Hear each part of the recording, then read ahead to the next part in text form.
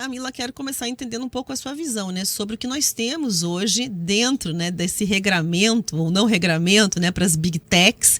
e na sua avaliação, o que seria necessário como caminho, como norte dentro dessa discussão a respeito de uma eventual regulação ou regulamentação aí das redes sociais. Bom, eu acho que, sinceramente, muito da minha opinião está alinhado com aquilo que tu trouxe na tua explanação, Rafaela. E, de fato, esse não é um tema simples, né? O que a gente viu acontecer aí nos últimos tempos, em toda a discussão que a gente teve a partir da questão do X, né, do X, do antigo Twitter, e o envolvimento do judiciário, inclusive pedindo para que essa plataforma deixasse de funcionar na forma como ela estava funcionando, considerando que ela estava, a princípio, violando algumas regras. A gente viu tudo isso exatamente pela falta da gente ter uma regulação clara sobre esse tema, né? Ou seja, vimos uma situação onde o Poder Judiciário teve que entrar porque o Legislativo não resolveu, né, a partir de um diálogo, e fosse para uma política pública, para uma lei específica, como esse caso, ou, enfim, para determinar como a questão relacionada à internet deve acontecer, né? O que a gente tem hoje em dia, e daí eu também faço referência à tua fala, né? É muito importante a gente entender que o que é proibido, né, ou que não deveria acontecer no mundo real, também não deve acontecer no mundo virtual, né? Então a internet não é terra sem lei. E eu entendo que muitas vezes quando a gente fala desse debate regulatório, né, existe um medo muito grande do que isso vai significar em relação ao acesso à informação para os cidadãos e também a forma como nós, pessoas físicas comuns, digamos assim, vamos nos expressar na internet. E eu acho que isso, de modo geral, cria aí um lugar de, como é que eu posso dizer, uma discussão bastante acalorada sobre o tema, né? Porque nos gera, sim, um medo de cerceamento de liberdade de expressão. O que acontece é que, hoje em dia, né, a gente tem o Marco Civil da Internet, como tu colocou, além do artigo 19, que é um artigo que tu comentou em relação à necessidade de decisões judiciais, né, quando a gente está falando de eventuais remoções de conteúdo numa plataforma, ele é controverso exatamente pelo fato de que quando a gente precisa de uma decisão judicial para tirar um conteúdo que pode ser, enfim, relacionado a discurso de ódio, que pode estar aí, de certa forma, prejudicando direitos de pessoas que são mais vulneráveis, como crianças e adolescentes, a gente tem que contar com o tempo da justiça para que isso ocorra. E muitas vezes, na internet, o tempo da justiça é muito tempo e pode acabar gerando prejuízos nessa espera. Então, eu vou te dizer aqui, acho que são duas grandes vertentes dessa discussão e que talvez possa lançar uma luz sobre esse tema, que então, primeiro, né, por que a gente tem o judiciário atuando onde a gente entende que, em princípio, ele não deveria atuar? Né? Vamos colocar dessa forma bem leiga, porque a gente não tem uma regulamentação clara. Tá? Então, o judiciário precisa vir e falar, olha, aqui a gente tem regras, né, constitucionais, mais amplas que sejam, e vocês precisam cumprir com essas regras, e enquanto vocês não acatarem com as medidas que a gente determina, vai ter uma violação à decisão judicial. Aí a gente vai trazer o tema do artigo 19, porque inclusive o próprio judiciário, como você também bem disse, deixou esse tema um pouquinho na geladeira, esperando que talvez a gente tivesse uma decisão legislativa do PL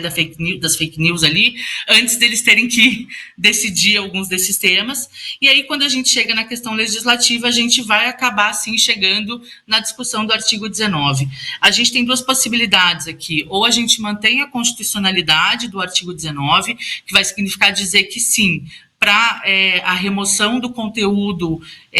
inadequado, vamos colocar assim, a responsabilidade é do provedor de internet, mas isso tem que ser feito sob demanda judicial, né? Ou seja, ele a princípio não precisaria fazer sozinho, tá? Por outro lado, a gente tem essa questão do tempo, né, que eu comentei anteriormente. Se a gente decide que esse artigo não é constitucional, que ele é inconstitucional e ele não deve existir da maneira como ele existe, a gente vai estar se valendo de um outro instituto de direito, que é o dever de cuidado, né, que é basicamente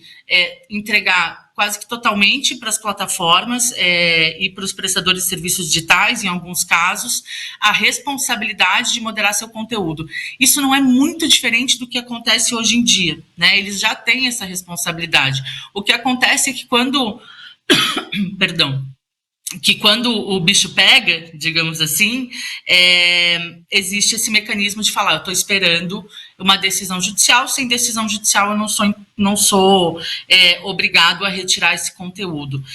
Sinceramente, esse tema ele é difícil, inclusive para quem opera o direito, porque a gente não está falando de um único interesse, né? Eu vejo pelo menos aí 3 interesses envolvidos. A gente tem o interesse dos cidadãos, né, com toda a questão relacionada à liberdade de expressão, né, a gente esperar ter acesso às informações que a gente tem que ter e esperar que as pessoas possam se expressar da maneira como elas queiram, né, sem que isso, claro, ultrapasse limites, como você bem disse, né, para tudo na vida tem regras, né, então a gente não está aqui falando de algo que nós adultos desconhecemos, mas a gente também tem o interesse das empresas, das big techs, na autonomia da gestão de negócios delas e entender, enfim, como que elas querem se posicionar em relação a alguns temas, quando esse posicionamento cabe a elas, e aí a gente tem um terceiro viés aí, que é o próprio viés regulatório, né? E a regulamentação, eu acho que é importante ver ela, tentar começar a olhar para ela de uma forma positiva, né? A partir do momento que a gente tem uma lei, que, vamos dizer, tem uma receita de bolo, entre aspas, ou pelo menos um norte de como as coisas devem acontecer, talvez a gente consiga chegar no meio termo, onde a gente diga, olha, para algumas questões, vocês vão poder determinar suas próprias regras, big techs, empresas que prestam serviços digitais, né? Quando vocês determinam essas regras, vocês têm, quanto a elas, um dever de cumpri-las, né? Então, não é simplesmente determinar regras que eu também não vou dar bola para nada, né? Ou seja, aqui na minha plataforma é tema livre, né? É fórum off, como se dizia na internet do passado, mas sim entender que existem temas que precisam ser olhados de pronto, como a gente já olha, por exemplo, para questões de pornografia infantil, de pornografia de vingança, né? Então, assim, quando aquilo ultrapassa o limite daquilo que é aceitável e também não só do ponto de vista moral, né, mas daquilo que é aceitável do ponto de vista jurídico, a internet não pode ser um espaço para a gente cometer crimes, vamos colocar dessa forma, que a gente não poderia cometer fora da internet, né? Então, a gente tendo uma regulamentação, pelo menos a gente deixaria de deixar nas mãos do judiciário, que infelizmente nem sempre está preparado para discutir questões relacionadas à tecnologia, e passaria a ter uma lei que foi discutida e dialogada com diversos setores do mercado que são capazes de nos dizer, olha, essa é a melhor forma de seguir, tanto para nós como somos empresas, tanto para nós que somos a sociedade civil e assim por diante. Então, eu te diria assim, eu não tenho uma resposta de pronto, mas eu realmente acho que o caminho da regulação é um caminho que a gente deve insistir que seja trilhado para que a gente possa ter, pelo menos, enfim, um diálogo anterior e não ficar preocupado cada vez que a gente vê uma decisão em relação a como a internet deve funcionar.